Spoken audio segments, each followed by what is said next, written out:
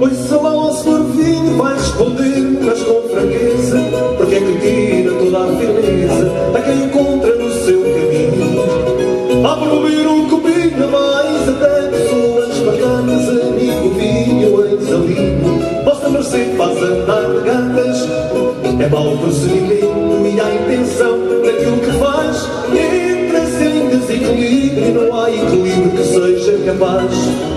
As leis da física falham na vertical de qualquer lugar. Oscila sem se deter e deixa de ser perpendicular. Vá lá!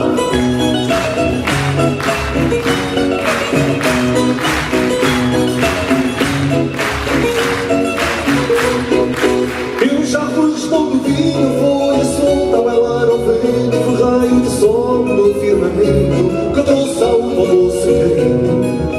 Ainda guardo o calor do sol e assim até da vida aumenta o valor, seja de quem for, na boa conta, peso e medida. E só faço mal a quem me julga, ninguém faz pouco de mim. Quem me trata como água é ofensa, pago caso assim. Vossa mercê tem razão, é ingratidão falar mal do vinho e é provado que eu digo, vamos meu amigo, a mais um copinho.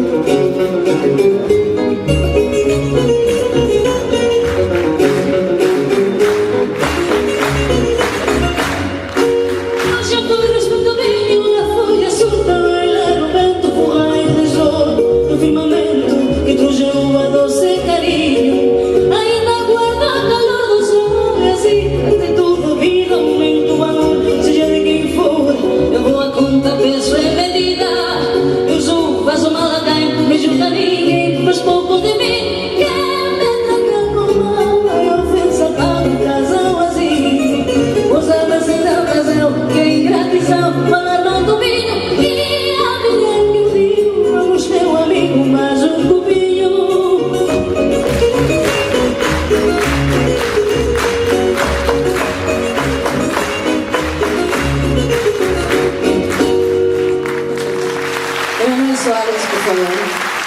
Do Helga.